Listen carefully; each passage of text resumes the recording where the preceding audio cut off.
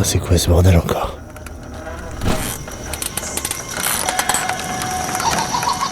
Quoi ça? Hello JD, tu aimes jouer?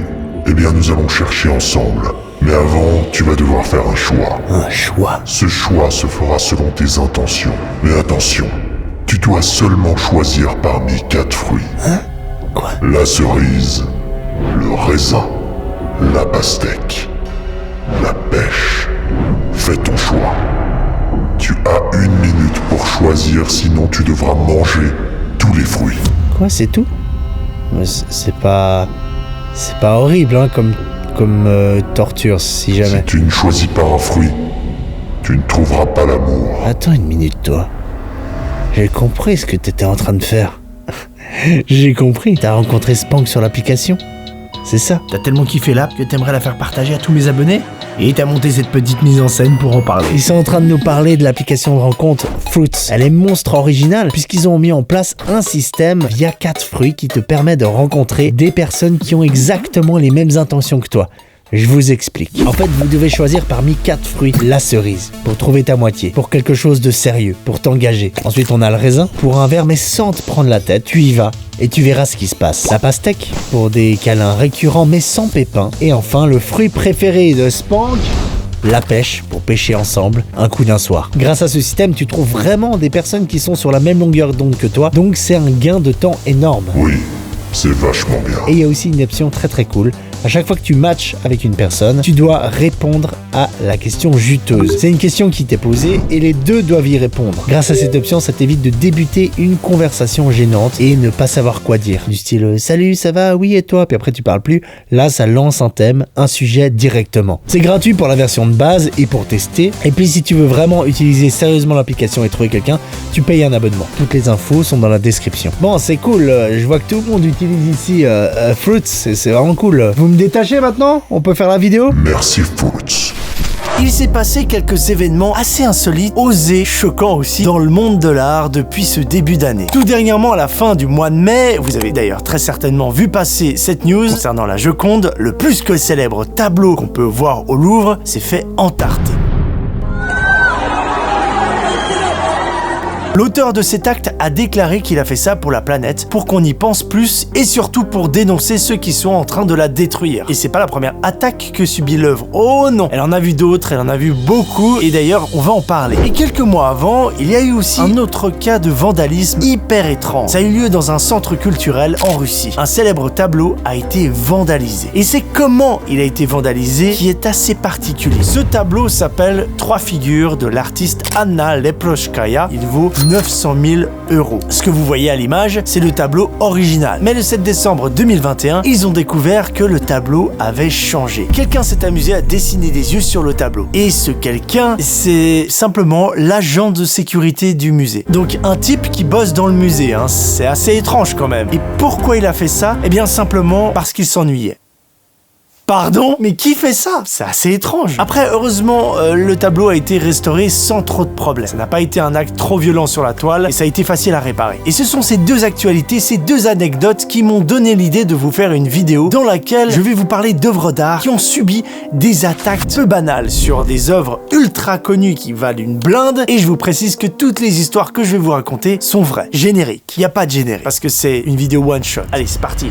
Des affaires étranges avec des œuvres d'art, il y en a vraiment beaucoup. Et je commence directement avec une histoire courte mais méga intense. Vous voyez cette œuvre? C'est l'auteur de Pablo Picasso, peint entre 1904 et 1905. La toile vaut entre 100 et 130 millions de $. En janvier 2010, une étudiante en art visite le Metropolitan Museum à New York, le Met, où est exposée justement cette œuvre de Picasso. La jeune fille est alors attirée par cette énorme toile de 2 mètres sur plus d'1 mètre. On a ce personnage de dos, un acrobate, long et mince, dans son costume de comédienne de l'arte, avec un visage tout maigre qui est tourné vers nous. L'étudiante est comme attirée par cette œuvre. Elle se rapproche encore et encore pour l'observer. Elle est fascinée par ce tableau, notamment par le visage et les mains qui semblent dire « Viens, approche-toi ». Et à un moment donné, elle est tellement proche de la toile qu'elle perd l'équilibre et qu'elle tombe la tête en avant sur l'œuvre. Et là, c'est le drame. Elle entend un énorme bruit.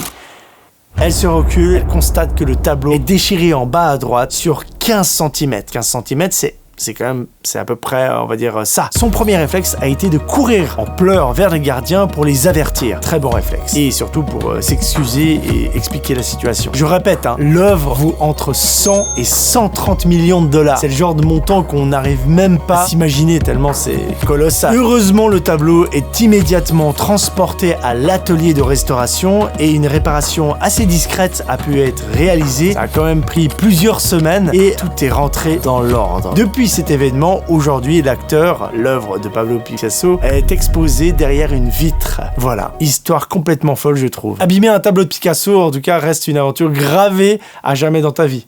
J'imagine. On reste aux États-Unis et à New York aussi. Je vais vous parler du Rockefeller Center, un gratte-ciel qui est dans le quartier de Manhattan et surtout qui appartient à la famille Rockefeller. Il s'agit d'une des plus grandes fortunes américaines. Nous sommes en 1932 et le fameux building est en pleine construction. Le peintre mexicain Diego Rivera, qui est aussi le mari de Frida Kahlo, reçoit une commande très importante pour Nelson Rockefeller. Il doit peindre une fresque murale de 100 mètres carrés pour le hall d'entrée du Rockefeller Center, qui sera l'un des plus hauts de New York. Au départ, Nelson Rockefeller voulait demander à Pablo Picasso et Henri Matisse et ils ont refusé. Alors, suivant les goûts de sa mère, ils ont confié le job à Diego Rivera, un peintre militant communiste. Et retenez bien cette information, c'est important, car c'est tout le contraire de Nelson qui est lui l'incarnation même du capitalisme américain, etc., etc.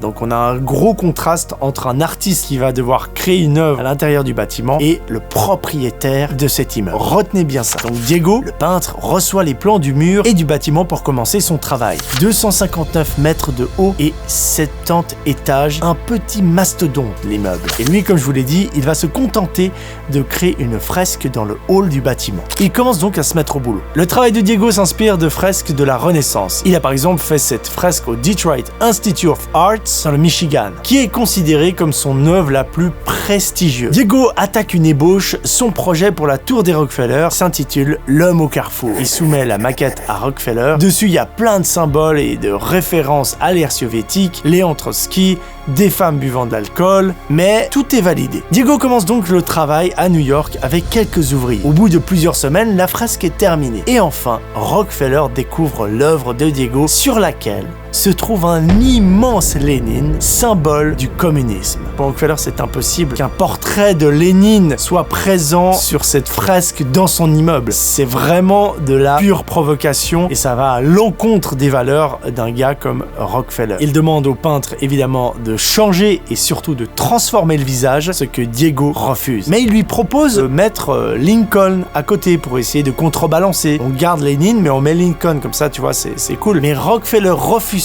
totalement et la fresque est cachée. La fresque fut détruite en 1934. Elle a été remplacée par American Progress, une œuvre de José Maria Sert, avec des symboles beaucoup plus américains comme Abraham Lincoln. Bref, quelque chose qui colle beaucoup plus au Rockefeller. Vraiment, j'aime beaucoup cette histoire parce que déjà, je sais pas pourquoi je suis un fan de tout ce qui est monuments soviétiques. J'en avais vu quelques-uns en faisant des voyages dans les pays de l'Est. Ce sont toujours des monuments incroyablement magnifiques et très imposants, etc. accompagnés d'énormément de symboles. Et ça montre aussi la puissance que représentent ces symboles dans des pays comme aux États-Unis ou en Russie. Et le truc hyper cool avec cette histoire, c'est que cette fresque peut être observée et elle a été reconstituée dans un musée. Vous pouvez aller la voir et voilà à quoi elle ressemblerait si elle était toujours dans le building. Maintenant, on va parler du tableau le plus célèbre au monde. Tout le monde le connaît. Vraiment, mais tout le monde.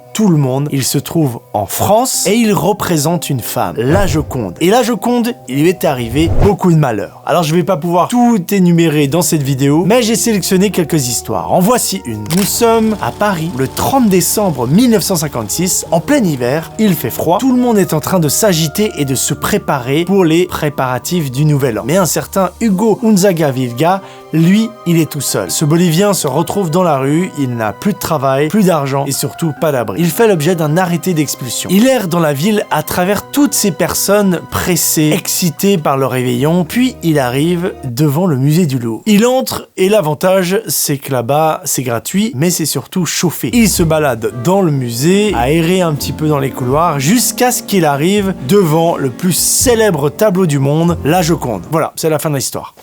Non, je déconne.